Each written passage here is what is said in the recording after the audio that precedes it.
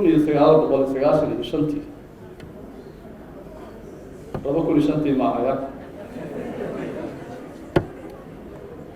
ayaa anigoo baabuur wato waan aniga wado ayaa waxaan soo maray jidka General Daawud jidka General Daawud mutaqaana ya markaan jidka General Daawud intaanan ku dhicin jidka kaleeto soddonka ka imaanayo aan maraayo ayaa waxaan maqlay gub waxay istaajiyay baabuurka marka dugsiga sare General Daawud ayaa midigtayda marka baan qof ila socday dhahay meeshaan wax ka yeelayo waa wuxuu dhahay nin baa fujisanaayo dugsiga General Daawud fujisanaayo bas baabuurkaan joojiyay waxaan dhahay u yeeray ninkii loo yeeray wuxuu dhahay war maxaa meesha ka samaynaysa meesha waan ilaalinayaa oo dhahay war meesha ma ilaalinaysa meesha waa fujinaysaa maxaa meesha fujinaysa markaasuu dhahay may meesha aniga tuwadaan ka ilaaliya laakiin saakay shiida igu dhacay marka biran meeshaan kala baxaa bakaarahan geysanaa waa hadal akhyaareed sooma ya hadal akhyaareed waa meesha waa deyna bas ninkii la socday baan la hadlay waxaan dhahay ninkaan aniga waxaan dhahay birta fujin iska joog ninkii la socday baan dhahay ninkaan usoo laabo meelo qof aan kula joog markaan ninkaan raashin u keenaa waaga raashinkaan qaybinta la socdaa ninkii baa markaan dhahay ninkaan raashin ha loo keeno wuxuu dhahay saddexaan aniga keliya waayahay saddexda baa loo keenaa bas raashin ha loo keenay waa ninkii aniga odayga ahaa ila socday baa iswarsanay bil maxaa ku filan dadka markaa bil raashin ku filan 2 kiisho bariis sokor 2 caag oo saliid oo taqaan alaabti shaqadeena ahayd sooma ya hadda ninkaaba ka shaqaysiina kaas bas waxaan kaa rabaa ninkii baan u sheegay waxaan kaa rabaa in meeshaan la nadiifiyo oo wasakda laga qaado raashinna waa la siinaa dadka meesha jooga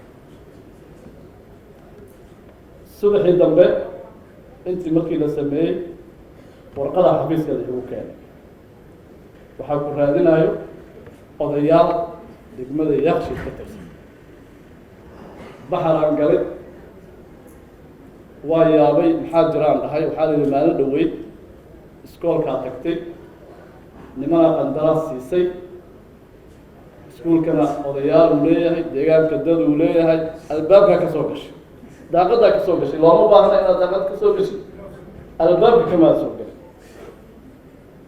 anigii marka dee baxaraan isku galay waxaan dhahay maxaa samaysaa aan dhahay odayaashii baldadaa watay waxaan u malaynayaa ustaad xasan badawi inuu ka mid ahay marka waxay yidhaahdeen waxaan maqalay hay-addaada inay rabto iskoolkan inay qaadato iskoolkan haddii la qaadanayo iskoolkan waa in dhismihiisa dayactir lagu sameeyo dayactirka waa in qandaraas lagu bixiyo waa in macallimiinta annaga aan keeno waa inaan maamulka yeelano waa in sheeko oo waxaan dhahay yaa idiin sheegay warkaas warka xaguu ka yimaada waxaan maqlay dhaheen iskoolo kaleetaa leedihiin marka inaad iskoolkaana rabtiin inaad qaadatiin oo dugsi sare aad rabtiin inaad ka dhigtiin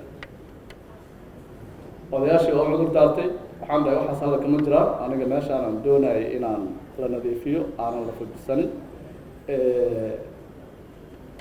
wax kale wadana oo aan kale haba yaraatay dadkaan raashinka la siiyey 6 bilood oo soo socota raashinaa la siin doonaa laakiin meeshaan inaad la fujisanin laga shaqeeyo markaan inaan rabo inaad wada xusuusataan allah u naxariisto oo abaal weyn kula waxbarashada oo qiimo weyn lahay oo xaqdarro lagu dilay oo shahiid ayaan isa soo raacnay ilaahay jannada ka waraabiyo la yiraahdo ustaad cabdi maxamed abdidoor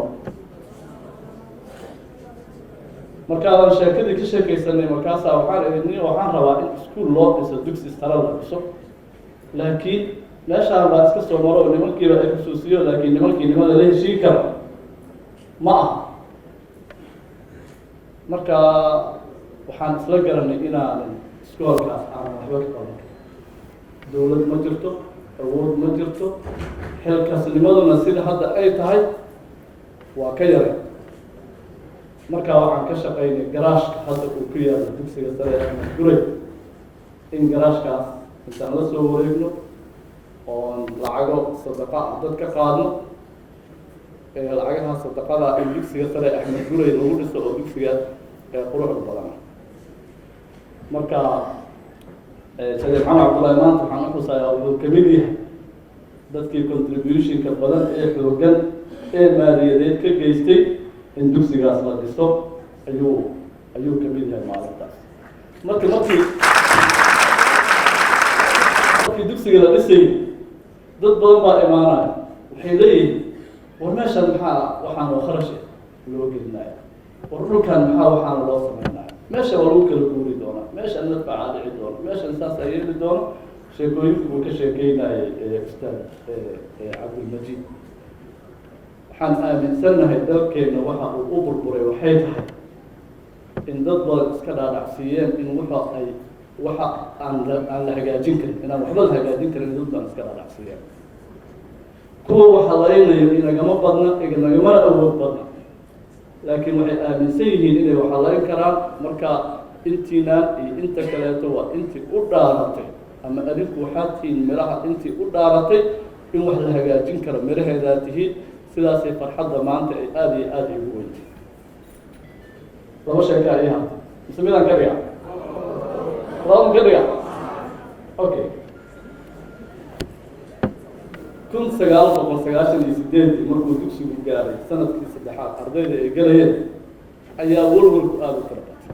ardadan xaggay aadi doonaan, shahaadadooda xaggay la tegayaan, jaamacad halkay ka helayaan, waxbarasho halkay ka aadayaan. marka waxaan tegay Kenya, tegay iskuullada Kenya aada u caansan. Kenya hadda badankii Kenya waa tagteen Soomaa, mise aabiyaalkiina tegay, mise abaryaalkiina tegay. Kenya aada u tagtaa iskuulka. marka nin baan saaxiibaan walaal waxaan dhahay iskuullada ugu fiican iskuullada Kenya mid kamid ah Igeyma. marka Stray Boys Center School ayuu igey. marka iskuulka waxaa maamulo ka ah oday caddaan oo ingiriiskii ka haray, oo waa dhintay, nin dadaal badan oo ahay, oo aada waayeel u ah, 80 sano ku dhawaa meelahaas markaan arkay. saas daraadeed anigana dhalinyaro ah inay xusuusiyaan rabaana. marka wuxuu yihi iskuulkan waxaan furay 1947. waxaan ku furu dhahay 2 buush oo yaryar oo mudul ah. lo-dana waa dhex mari jirtuu dhahay. waxaan damcay inaan deyr u yeelo si lo-da ay meelaha uga wareegato kaleeto. dadkii waxay dhaheen u dhahay iska ilaali inaad jidka naga xirtid, wallahi billahi inaa meesha sii joogay. marka lo-da iska dhex mari jirtuu dhahay. marka maalintaan u tegay iskuulka wuxuu yihi iskuulka waxaa ka baxay 11,000 oo arday. wuxuu yihi 25 boqolkii takhaatiirta dalkan joogto iskuulkaana ka baxay. baarlamaankuna tiruu ii sheegay iskuulkaana ka baxay. maanta haddaan doonu dhahay dalka Kenya wax yacni nolosha dadka Kenya kamida in laga bedelo, waxaan u baahanahay buu dhahay bas intaan meeshaan fadhiisto inaan u yeero ardaydii iskoolka ka baxay. marka wuxuu yihi adigu walwalka kaa haya shahaadada iyo jaamacadda iyo waxaas macno ma lehe, ardadan ma isku hayn kartaa markay iskuulka ka baxaan kadib, mise shahaadaa la siinayaayo waa kala tegaya. marka ustaad cabdilmajiid iyo ustaad badow iyo markaan u imaaday oon sheekada u sheegay, waxay yidhahdeen wallahi waa runtaa, laakiin bal horta dadkan meel inay aadaan haddaanan u helin iskoolka wadama dhigan doono. marka ustaad shariif maxamed cabdullaahi iyo dadkaan iyo waxaan ka shaqeynay. waxbarashadu macno ma leh haddii dadka waxbartay aanay isku xirnayn. waxbarashadu macno ma leh haddii qofka waxbartay dantiisa wax ka weyn uusan ka shaqayn karin. dantaada wax ka weyna kama shaqayn kartid haddii aad keligaa tahay saas daraaddeed waa inaad dadka aada ku xihan tahay dadkana ay isku xihan yihiin wax adiga naftaada ka weyna inaad ka shaqaysid